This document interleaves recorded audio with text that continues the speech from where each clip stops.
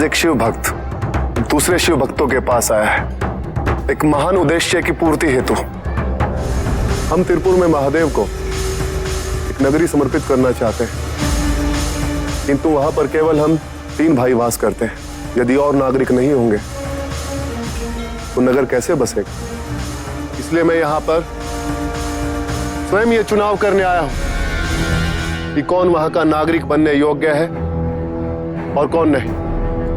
हमें केवल सच्चे शिव भक्त चाहिए, जिनके साथ मिलकर हम आजीवन महादेव की आराधना कर सकें। किंतु महादेव की आराधना करने के लिए हम सबको त्रिपुर में वास करने की आवश्यकता ही क्या है? हमारे पूर्वजों ने तो युगों से इसी मंदिर में महादेव को पूजा है। तुम अपनी इच्छा अनुसार किसी को कभी भी वश नहीं कर सकते। मैं कर सकता हूं, मैं कुछ भी कर सकता हूं।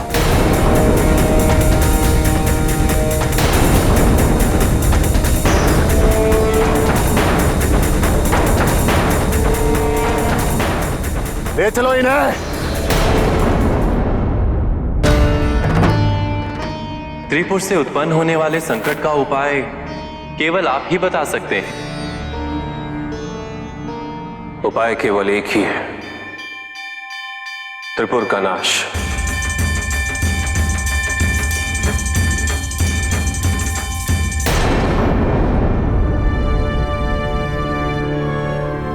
ले चलो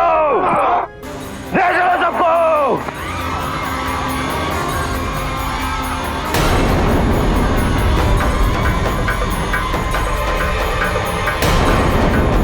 क्षमा करें, किंतु कहां ले जा रहे हैं हमें? त्रिपुर। त्रिपुर? वहां क्यों? महादेव की मूर्तियां बनवानी है हमें वहां।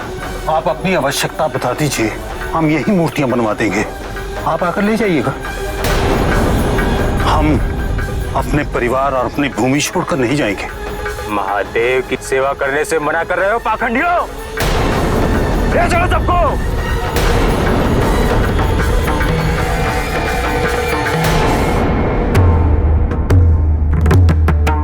किंतु एक समस्या है। त्रिपुर अर्थात स्वर्णपुर, रजतपुर और लौहपुर सात्विक, राजसिक और तामसिक गुणों का आधार है।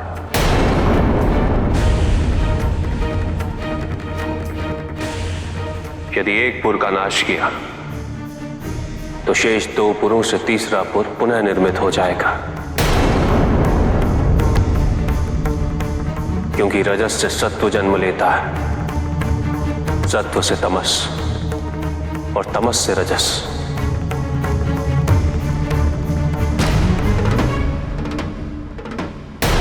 कमलाक्ष, तारकाक्ष और विद्युन्माली,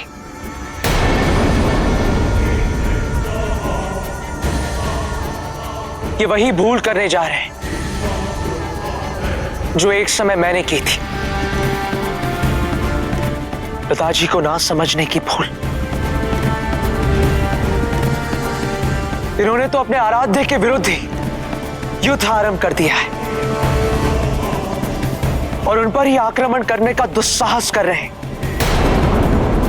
भगवान और भक्त के संबंध को कलंकित कर दिया इन तीनों भाइयों ने।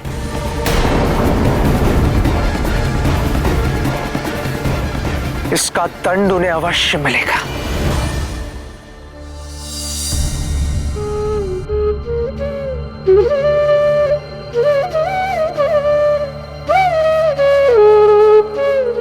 स्वामी ने कहा था कि इस वृक्ष की छांव में हमारा मन शांत होगा,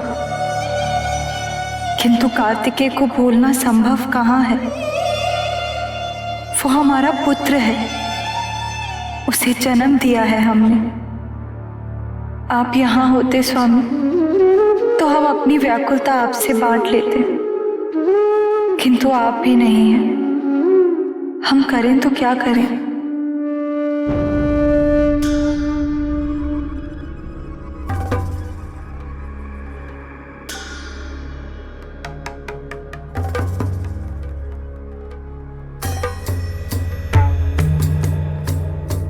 प्रणाम माते।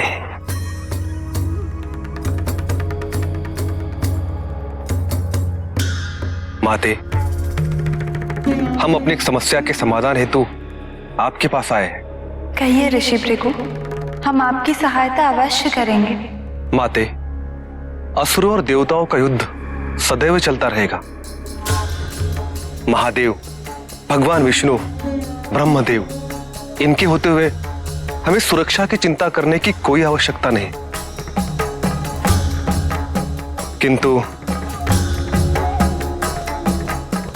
किंतु माते, आने वाले समय में अधर्म से युद्ध एक अन्य स्तर पर आरंभ करना होगा और उसके लिए धर्म का प्रचार आवश्यक है। धर्म को जीवित रखने हेतु उसे मनुष्यों तक पहुंचाना अनिवार्य है। माते, आप हमसे क्या अपेक्षा रखते हैं? माते, ये कार्य शिव और शक्ति की पुत्री ही कर सकती है।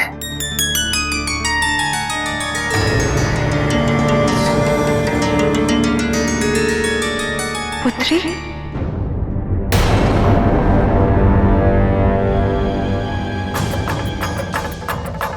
बंदी बना लो सबको।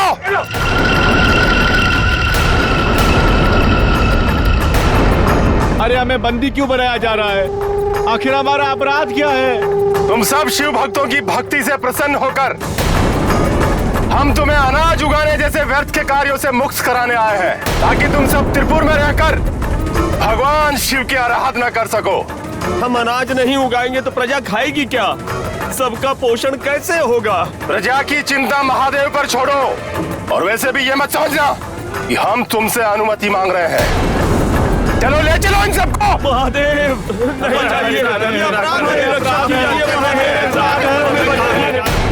विकल्प केवल एक ही है नारायण, तीनों पुरों का अर्थात तीनों गुणों का एक साथ विनाश।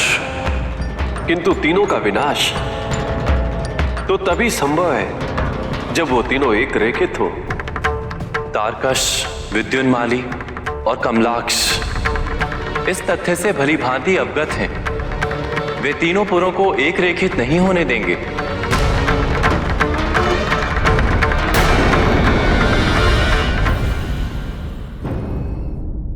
इसीलिए स्वामी ने हमसे कहा था कि इस वृक्ष के नीचे बैठने से हमारे मन को शांति मिलेगी, हमारे दुख व एकाकीपन को दूर करने का उपाय मिलेगा। हाँ माते, इस संसार में पुत्रियों की भूमिका पुत्रों की भूमिका से कई अधिक महत्वपूर्ण है। पुत्री जिस घर में जन्म लेती है उस घर की प्रसन्नता का कारण बन जाती है। उस घर के भाग खुलते हैं। विवाह के पश्चात जननी बनकर दूसरे घर में जाती है तो उस घर की प्रसन्नता का कारण बन जाती है। उस घर के भी भाग खोल देती है। और कन्यादान तो कितने पुण्य का कार्य है। जिसे भी ये सौभाग्य प्राप्त हो उसे अवश्य करना चाहिए। और माते, कदाचित आपको स्मरण ना हो परंतु मुझे तो है। आप अपनी माता के साथ मेरे आश्रम में निवास करने हेतु आई थी। आपके पिताजी कई वर्षों तक वहां नहीं थे। आपकी माता को केवल आपका ही आसरा था। तभी तो इतने लंबे समय तक आपके पिताजी महाराज हिमावन की अनुपस्थिति को वो सहन कर सके। माते, आप उनकी शक्ति थी। आपके कारण उन्हें अपने एकाकीपन की अनुभूति ही नहीं हुई। माते, दान का संकल्प लेकर मिट्टी की मूर्ति बनाइए। ये कल्पवृक्ष उस मूर्ति में प्राण फूंक देगा।